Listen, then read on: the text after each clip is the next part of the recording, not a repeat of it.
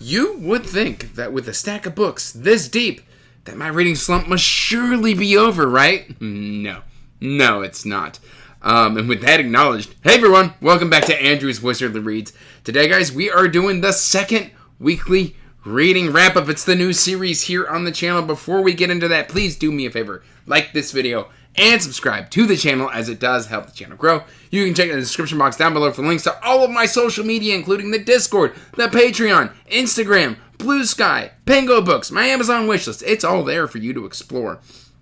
With that out of the way, guys, my reading slump has still very much got its claws deep into me. And I spent the last week entertaining my grandfather, who's 92. He came out from Florida. And so that's also kind of affected how my reading has been going, because I've been wanting to prioritize time with him and stuff like that. I've pretty much fully given up on my TBR takeover from Nico, except for one book. My mood reading just will not sustain anything other than mood reading. And luckily, I happen to be in the mood for one of the books that Nico selected. And it's going to be kicking off me diving fully into a series which will please Nico to no end. But I feel like I've just been kind of jawing around, and let's dive on into the books. So I was desperate for something to read. And I decided, hey, I've got Priority Indie List, and The Hunter by Agard is on that list. And let me tell you what, this book is spectacular. This is an indie book that you do not want to miss out. It's available on Kindle, it's available on Kobo, it's available on physical. You can order it from the author's website directly. This book is spectacular. I'm about, I think, 15% into this. We're following basically an older protagonist by the name of Strider, who has just recently finished off his enemy of decades and is kind of left without a purpose in life. And then he runs into this young woman who is stranded. She's having to steal in order to kind of survive. And she's from the upper crust, so she's not very good at it. And she begs Strider for help. Strider doesn't want to help, but Strider's got this animal companion right here, a direwolf by the name of Greer, who is more intelligent than your standard wolf. But he's nonverbal, but he does everything through gestures and attitude and actions and panting, head tilts, thumping of the tail. Greer is amazing. And Greer is kind of pushing these two individuals together. And we're on this adventure right now, and it's just incredibly readable. It's an incredibly clean book. It's familiar tropes executed incredibly well. And this is overall in contention to potentially be one of my books of the year.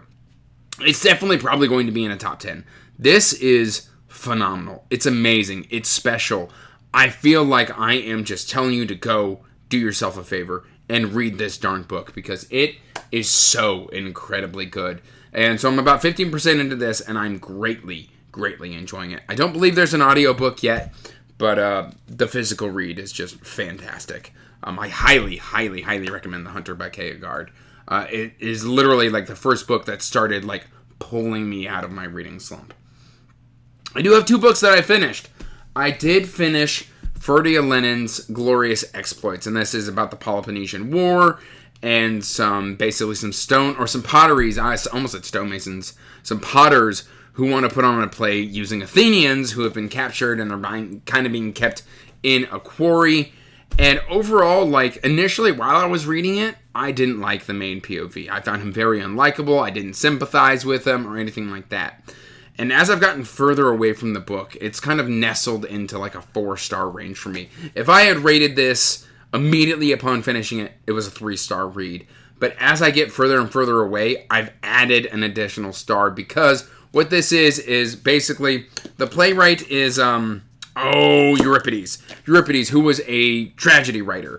And this book is very cleverly written its own tragedy using the works of Euripides. And it's really smart. It's not the most enjoyable reading experience. Like I said, the main protagonist, whose name, I think it's Lampo. Yeah, Lampo and Gelon are kind of two potters. Gelon is very gifted with telling story, and Lampo is this very devil-may-care very irresponsible individual. He's very bad with money. He makes poor life decisions. He's got a lamed foot. He's got a chip on his shoulder. And overall, I just didn't find him very likable.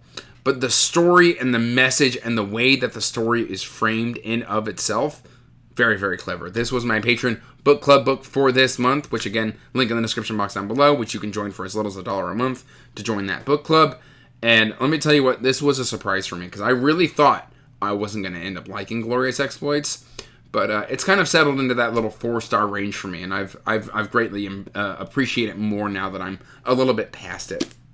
Really good book, and a solid audiobook as well. I don't know who the narrator was, but they did a solid job. Then I finally finished Blackwind by F. Paul Wilson. This is part of the Secret History. This is set during Pearl Harbor, World War II type of deal. World War II? Was Pearl Harbor World War II? I believe it was. Yes, Pearl Harbor is what pulled America into World War II. Okay, trying to remember my history. And essentially, we're following two individuals on separate sides of that conflict. They were boyhood friends. They fell out. They became enemies. And they fell in love with the same woman, Mako. And it's just a tragic tale, but it's beautiful in the themes and fate. And then there's like horror vibes. And there's the advent of the atomic bomb. And there's espionage. And it's just a wild story about these characters' lives. Frank and Matsuo, and it's tragic, it's heartwarming, it's beautiful, it's well written, and I think more people should be reading F. Paul Wilson. I highly recommend this. This book will stay with me for years to come. It took me a long time to read it, but let me tell you what, that time was well worth it. I've really enjoyed just falling in love with the works of F. Paul Wilson and the secret histories of the world. He's such an underappreciated author. And I am going to make it my goal that more people check him out here on BookTube, because he's just so incredibly good. And he deserves more recognition. So yes, I finished this. I would have to give this probably like a 4.5 out of 5. Just really good. And it just took me a long time to finish it. Now I mentioned that book, the one book that Nico submitted that I seem to be reading this month. And that's The Witchwood Crown by Tad Williams. I've already put book number 2 on next month's TBR, because I am having a wonderful time with it. Now, granted, I'm only 85 pages into this out of 600, and I think it's like 697 or like 87 pages. It's a lot of pages. I'm only about 13% into this book, but I'm reading about a couple chapters a day. I'm greatly enjoying the experience.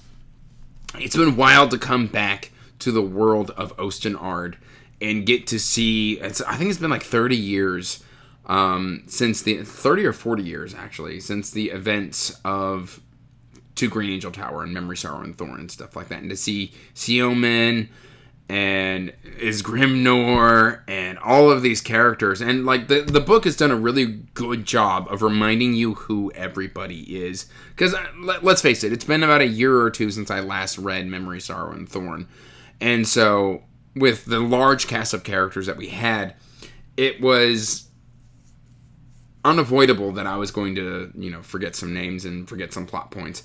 And it's done a good job of reminding me of where things are.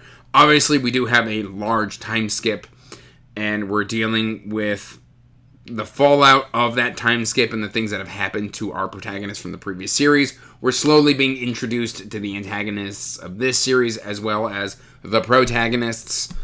We've met Prince Morgan, who is just nothing like his grandfather, and Miriamal and everything like that, and it's wild to see the king that Simon grew to be, and how he treats the people. He's a high king, obviously, of the Hayhold, and I don't know, it's just been great to come back to this world.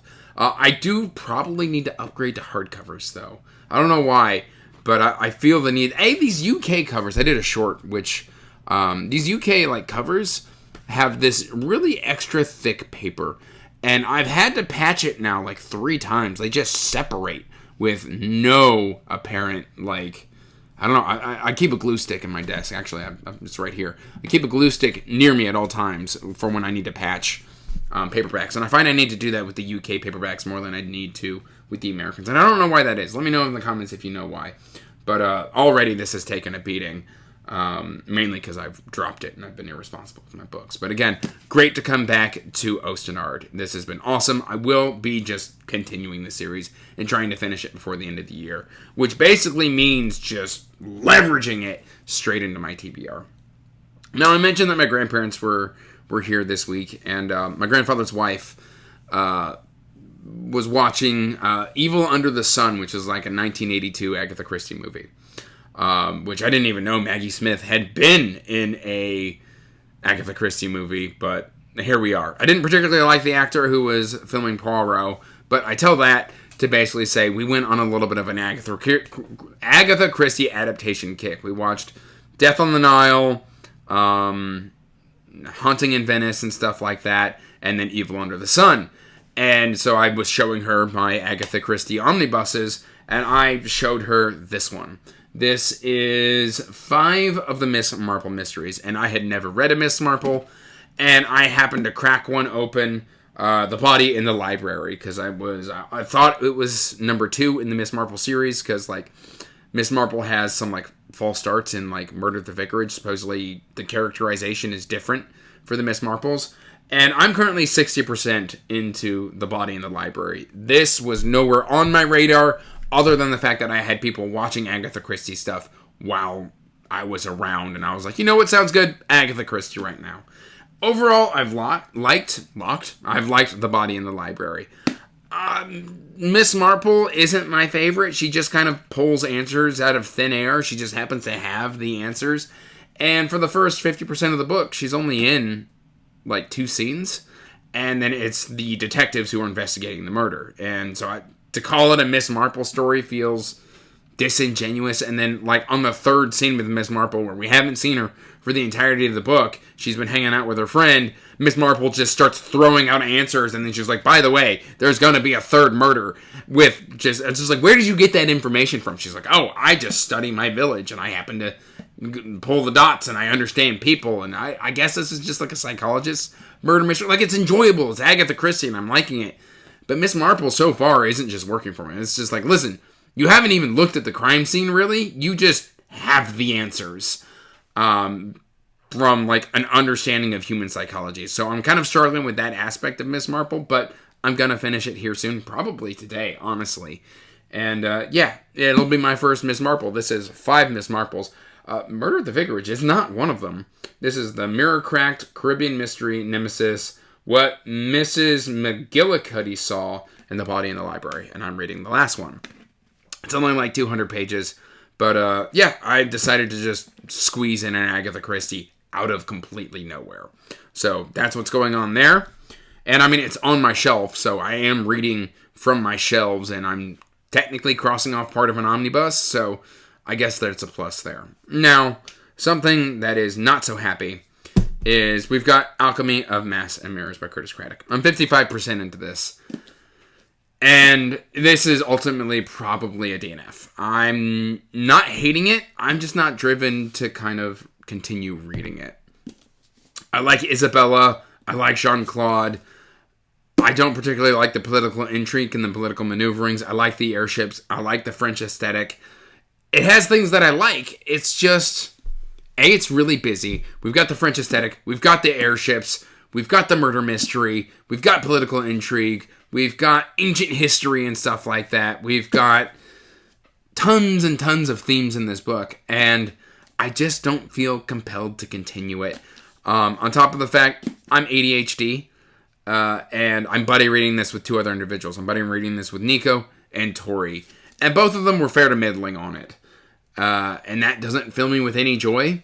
And so, because I'm behind them, and I've seen that they're not particularly enjoying the read, and I have just been kind of lukewarm on the first 55%, that doesn't fill me with excitement and make me want to come and rush and read this. Not laying any blame, I'm just explaining how my ADHD works, and so my brain has just shelved it and moved on.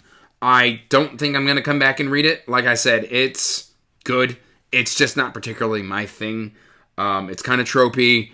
I think it's really easy to read. I definitely can understand why people like this. It's just not particularly my thing. I don't find it particularly gripping and or amazing. And so unfortunately, I'm just going to kind of move on and read other stuff that I find more entertaining. So that's kind of where I'm at here with Alchemy of Mass and Mirrors, part of the Risen Kingdom series. So I will probably be listing this on my Pango here soon. And yeah, that's kind of where I'm at with my reading for the week. Longer video than I intended, but I wanted to give you my thoughts because I have just been bouncing all over the place. Let me know how your reading week has been going, and I hope you guys are doing well. Till next time, peace out, stay magical, bye. And as always, I want to give a huge thank you to my patrons. Thank you for supporting my passion and my hobby. It means the world to me.